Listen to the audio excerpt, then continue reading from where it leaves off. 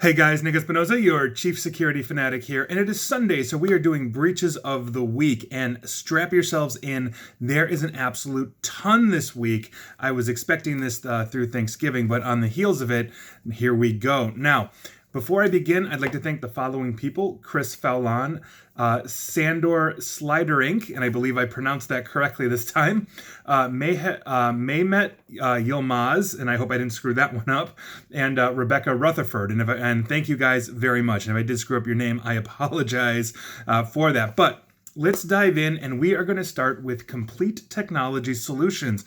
Now, this is an IT provider out of Colorado.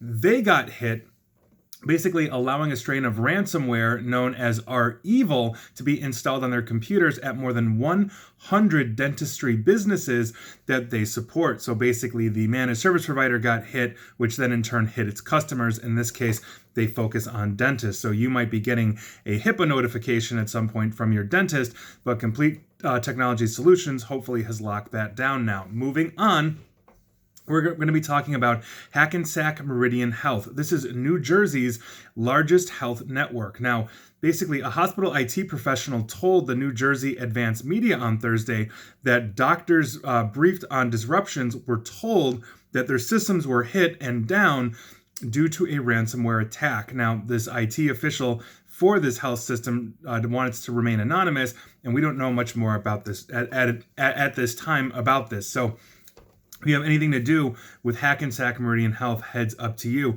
Moving on, we're going to be talking about a company called True Dialogue.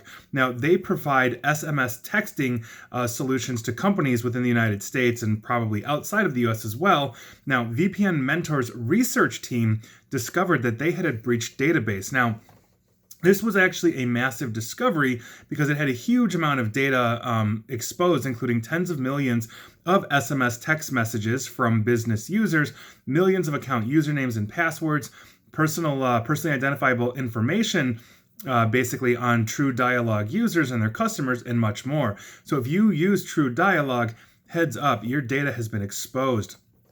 Moving on, we're going to be talking about a company called Tuft and Needle. Now, these people are a direct seller of mattresses and furniture, and they just exposed customer names, phone numbers, and addresses due to shipping labels that they had put into a database on an unprotected server over 4 years. So basically 236,000 FedEx shipping labels created between 2014 and 2018 on a data storage, cloud data storage unit was not password protected and easily exposed. So if you've ever used Tuft and Needle, heads up to you.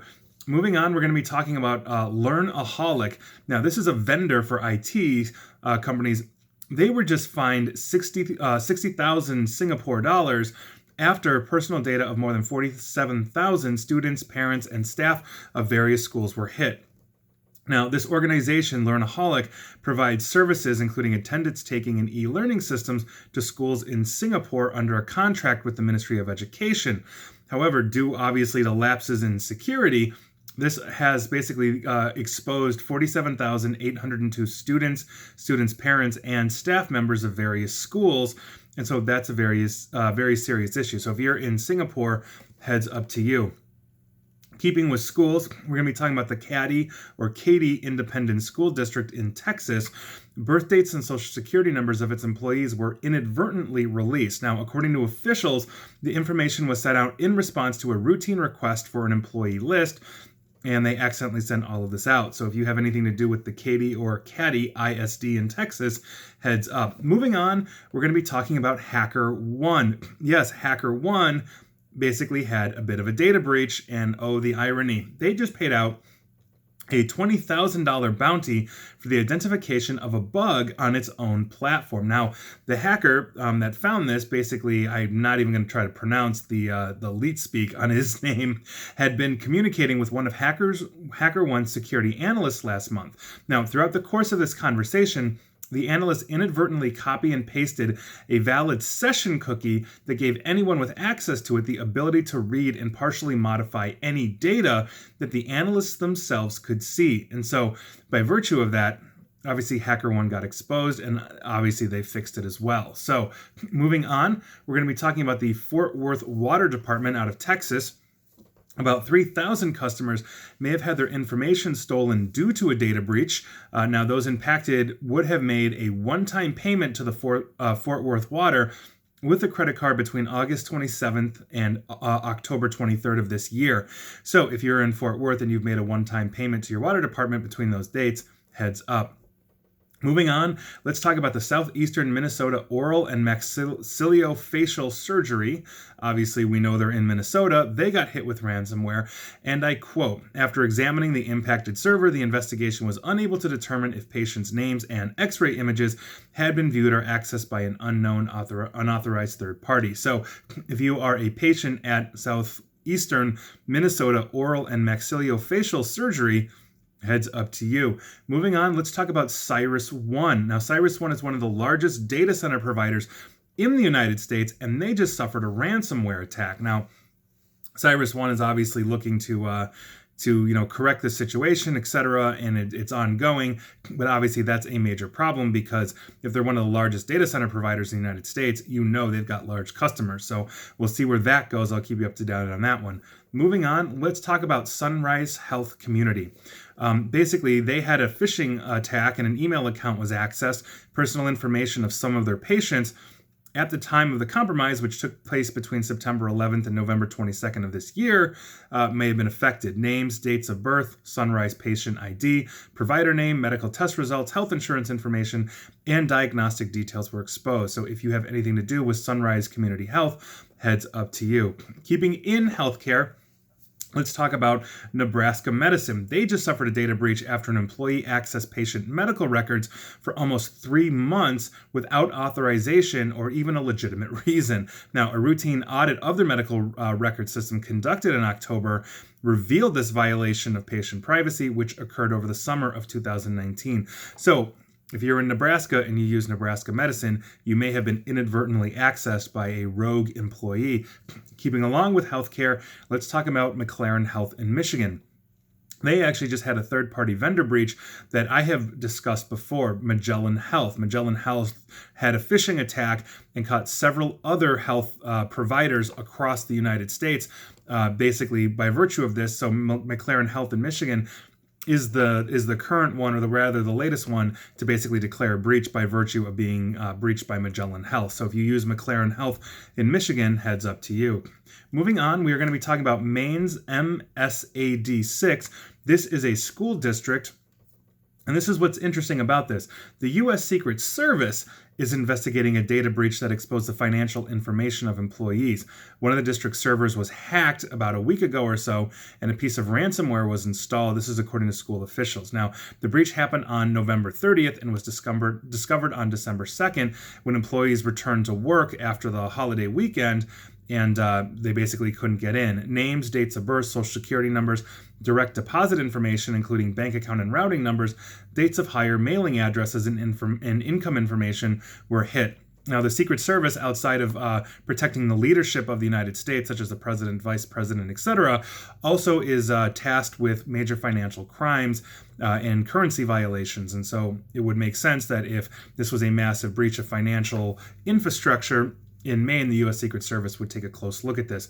Moving on, we are talking about Sweaty Betty, and I absolutely love that name. I had to Google what they were just because I thought that was funny. That is actually a women's activewear clothing online outlet out of London. They do things like workout pants, yoga pants, that kind of stuff. They had malicious code inserted into their e-commerce website to capture customer card details during the checkout process. So if you have gone online to Sweaty Betty, and I really do like that name, heads up to you. Your purchase of yoga pants may have compromised your credit card. Moving on, we're going to be talking about On the Border. This is actually a chain of Mexican restaurants in 27 states across the United States. Between April and August of 2019, their credit card point of sales system was compromised. And looking at the list of all the states that have been compromised, just assume if you've eaten at an On the Border between April and August of this year, your credit card got hit, including my state. Moving on, we're going to be talking about Airtel. This is one of the major telecom providers in India. Now, a security flaw in their mobile app exposed the details of more than 300 million users, including names, emails, birthday, residential address, and the IMEI number of the device on which the app was installed. So if you're in India and you use Airtel, heads up, you might have been one of the 300 million that just had your personal information hit by virtue of a flaw. Moving on, this is an update from a while back. Centara Hospitals, they just agreed to pay a $2.17 million fine to settle a data breach involving the protected health information of their patients. Now, they did not admit wrongdoing in this settlement, and by virtue of it, that was what it was agreed upon. In 2017, they inadvertently merged 577 patient billing statements into mailing labels for more than 16,300 other people, obviously leading to a breach of personal health information. However, at the time, Centara officials had insisted that only 8 cases of PHI breaches occurred because the other incidents did not include patient diagnosis, treatment, or other medical information. The HHS office, Health and Human Services, said not only was that assessment incorrect, the hospital operator had, and I quote, persisted in its refusal, end quote, to properly report the extent of a breach, even after being advised by the agency of its legal duty to do so. So if you are in the healthcare field, may this be a lesson to you. Don't downplay a breach. Be as honest and transparent as you can. Otherwise, you might get hit with a $2 million plus fine like Centara Hospitals, which is major for them. And finally, we are going to be talking about something that I think is a very serious issue. We have to understand where our apps come from, because our apps, quite frankly, on both Apple and Android can get us hit. Now, here's what's going on. There is a VPN called Super Unlimited, basically VPN Super Unlimited. It is actually, per downloads, one of the most popular VPNs, if not the most popular VPN in the USA. It has 8 million downloads of it, and the developer behind this app is called Mobile Jump, which claims 2 million active users per month across both iOS and Android, Apple and Android. Now, Mobile Jump is based in Singapore, but according to Top 10 VPN, the company's roots are actually in mainland China, and it's the risk of user data being basically being transferred to China that has prompted the head of Top 10 VPN, the head of their research, to issue a warning to US users, and I quote, "It's certainly a surprise to see a Chinese VPN grow so rapidly in such a short space of time. There are 2 main risks. First, it collects unusually large amounts of data of personal information, including location data. Second, not only does it use that information for advertising, but it explicitly states that it will share that data with authorities around the world, including those in China." And this is, I think, one of the problems that we have.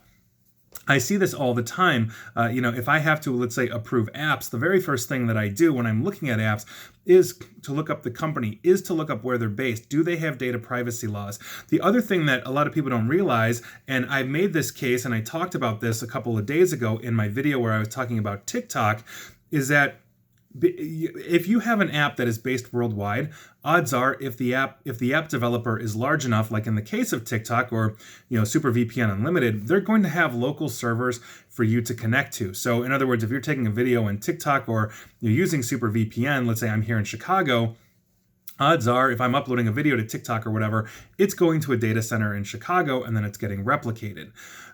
So if I'm doing analyzation from my phone, let's say, of where the video on TikTok is going or my VPN traffic is going to where it's connecting, I can see that it is connecting to a local address, within the country that I'm in. But what I don't see are the back-end controls that company has, like TikTok or SuperVPN, where they can simply just replicate that data on the back end outside of my ecosystem, outside of my ability to see it, and they can replicate that data absolutely anywhere. And when we are dealing with authoritarian governments like China that have massive data collection programs, it absolutely makes sense that if they've got a front company in Singapore, but the core of that business is being driven in mainland China, they would absolutely be moving that data out there. Most people don't realize these things. So it's very important when we're looking at this.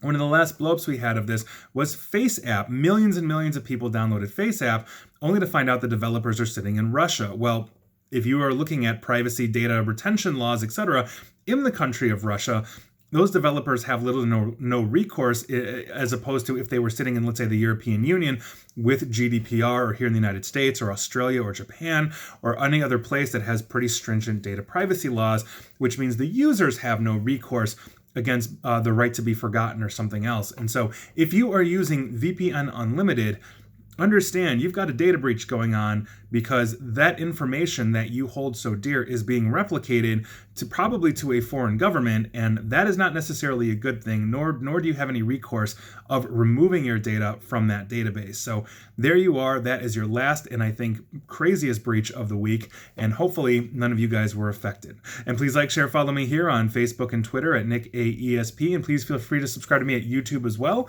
And as always, stay safe and stay online. Thanks, guys.